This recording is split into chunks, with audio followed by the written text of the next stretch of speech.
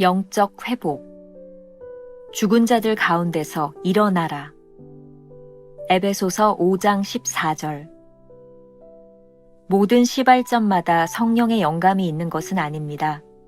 누구라도 당신에게 일어나라, 의기소침한 마음을 잡아서 밖으로 집어던지고 앞으로 나아가라고 말할 수 있습니다. 이러한 시발점은 일반적으로 인간적인 것입니다.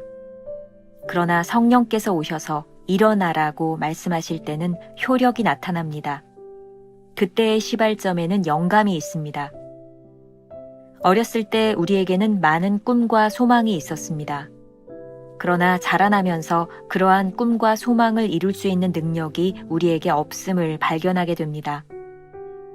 원하는 것을 더 이상 할 수 없게 되자 자신의 꿈과 소망이 사라졌다고 말합니다. 이때 주께서 다가와 말씀하십니다. 죽은 자들 가운데서 일어나라. 하나님의 영감은 기적 같은 능력과 함께 임하기 때문에 우리는 죽은 자들 가운데서 일어나 불가능한 일들을 할 수 있게 됩니다. 영적 시발점에서 주목할 만한 것은 우리가 일어난 후에 생명이 온다는 사실입니다. 하나님께서는 우리에게 무작정 승리하는 삶을 주지 않으셨습니다. 우리가 일어나 극복할 때 우리에게 생명을 주십니다. 즉, 죽은 자들 가운데서 일어나라고 주께서 말씀하실 때 우리가 일어나면 하나님의 영감이 임합니다. 주님께서 손 마른 자에게 말씀하셨습니다. 내 손을 내밀라. 이때 그 사람이 손을 내밀자 그의 손은 온전케 되었습니다. 주목할 점은 그가 손을 내밀었다는 사실입니다. 마찬가지로 우리가 일어나면 하나님께서 당장 생명을 주십니다. 그러면 우리는 주의 영감으로 충만하게 됩니다.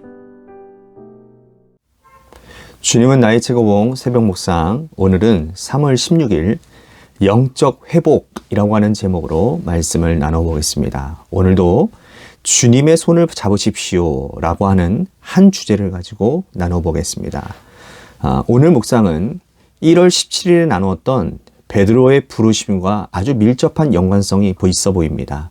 혹시 기억나지 않는 분들은 오늘 1월 17일로 다시 한번 돌아가서 이 말씀을 듣고 그리고 이 말씀을 들어도 좋을 것 같다라는 생각이 듭니다. 첫 번째 부르심에서 베드로는 육적 동기로 매력적인 주님을 따르겠다고 했지만 실패했던 것을 이야기합니다. 두 번째 부르심은 부활하신 예수님께서 성령을 받아라 라고 말씀하신 후에 찾아온 것이었습니다. 이러한 영적 부르심 가운데서 베드로는 끝까지 부르심에 합당한 삶을 살 수 있었습니다. 오늘 묵상에서 챔버스는 모든 시발점마다 성령의 영감이 있는 것이 아닙니다 라고 말을 합니다. 굉장히 번역하기 힘든 이니셔티브라고 하는 이 말, 시발점으로 번역을 했는데 굉장히 중요한 단어일 것 같습니다. 여기 시발점이란 우리들이 행하는 일들, 우리들의 사명과 같은 일에 동기를 말하는 것 같습니다. 가만히 생각해 보면 우리가 하는 신앙적 행동에는 인간적인 면들이 있는 것을 우리는 부인하지 못할 것 같습니다. 그렇지만 실망할 필요는 없습니다. 베드로도 예수님의 매력에 빠져서 인간적인 동기로 예수님을 따르다가 배신까지 했지만 성령을 받은 후에는 끝까지 쓰임받는 사람이 되었으니 말이죠. 챔버스는 오늘 에베소서 5장 14절 말씀 중에 일어나라 이 부분에 주목을 하고 있습니다. 이전에는 우리가 죽은 자들 가운데 있었지만 성령께서 함께 하시면 우리의 시발점이 영적으로 변하게 될 것입니다. 죽은 자들 가운데서 라고 하는 이 부분도 여러분들이 좀 생각해 보았으면 좋겠어요. 우리가 시작했던 꿈과 소망들이 깨졌습니다. 우리들 스스로 그런 꿈을 이룰 수 없다는 것도 잘 알고 있습니다. 그런데 이러한 우리의 절망, 죽은 자 가운데 있었던 이 절망이 새로운 시발점이 되는 겁니다. 죽은 자들 가운데서 우리의 주님이 명령하십니다. 뭐라고 명령하시죠? 일어나라고. 일어나라. 중요한 것은 이 명령을 따라 우리에게 생명이 찾아온다는 겁니다. 불가능한 것이 가능하게 되는 능력을 경험하게 되는 것이죠. 그러니 무작정 이러한 생명이 우리들에게 찾아오는 것은 그러나 무작정 이러한 생명이 우리들에게 찾아오는 것은 아닙니다. 챔버스의 글입니다. 즉 죽은 자들 가운데서 일어나라고 주께서 말씀하실 때 우리가 일어나면 하나님의 영감이 임합니다. 이 부분이 오늘 묵상의 핵심이에요. 주님께서 명령하실 때 그 명령에 순종하라는 것이죠. 계속해서 우리들이 나누었던 말씀이 있죠. 열린 길, 구별하는 지혜, 그리고 순종. 이 말들은 챔버스의 묵상 가운데서 계속되어지는 중요한 맥을 이루고 있습니다. 챔버스는 마태복음 3장 5절에서 주께서 손 마른 자를 고치셨던 그 기적의 사건을 오늘 묵상에서 인용을 하고 있습니다. 주께서 손을 내밀라 라고 말씀하셨을 때 그 환자가 순종을 해서 손을 내밀었죠. 그때 주님이 그의 손을 온전케 해주셨습니다. 우리가 주목해야 되는 것은 그가 손을 내밀었다라는 겁니다. 잘 아는 이야기 하나 여러분들에게 소개하겠습니다. 아마 기억이 나실 것 같아요.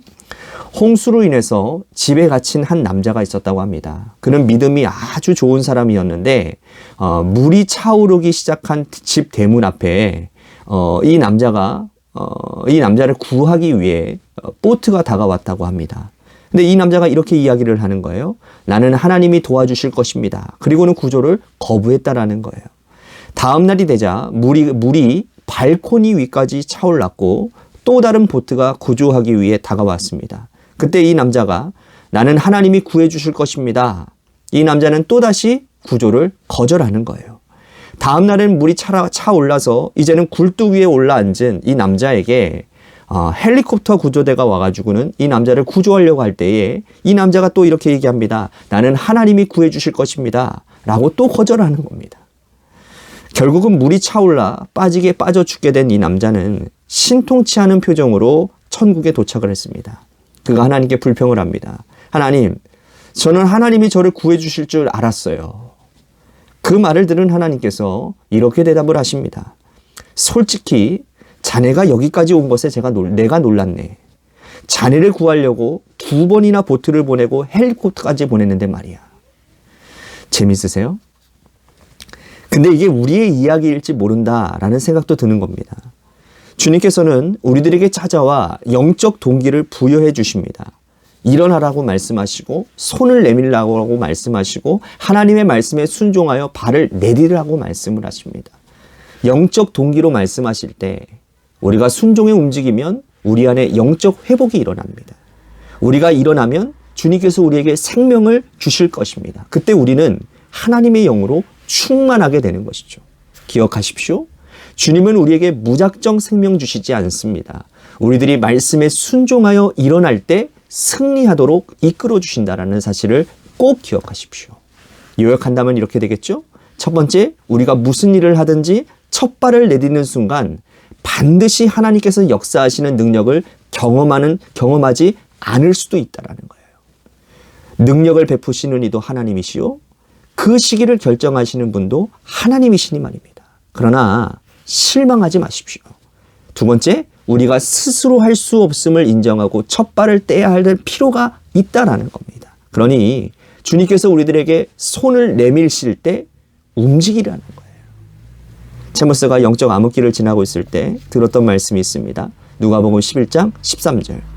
너희가 악할지라도 좋은 것을 자식에게 줄 줄 알거든 하물며 너희 하늘 아버지께서 구하는 자에게 성령을 주시지 않겠느냐 하시니라. 챔버스는 영적 암흑기에서 이 약속의 말씀을 의지해 하나님께 성령의 능력을 구했고 구한 대로 성령에 사로잡힌 자가 되었습니다. 영적 암흑기에서 챔버스를 회복시키신 그 하나님께서 왜 우리를 회복시키지 않으시겠습니까? 혹시 우리는 일어나라 라고 하는 그 하나님의 말씀에 무감각하여 반응하고 있지 않는 것은 아닐까요? 우리가 기억해야 될 한 줄 노트입니다. 회복이 필요하신가요? 말씀을 의지해 손을 내밀면 주님께서 그 손을 반드시 잡아주실 것입니다.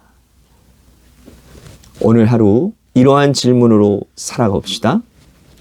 우리는 무작정 구하는 자입니까? 아니면 주님이 내미시는 손을 붙잡고 일어서는 사람입니까? 혹시 우리 가까이 내미시는 손이 있지 않습니까? 짧은 기도로 마무리합니다. 제가 아버지를 찾은 줄 착각했습니다.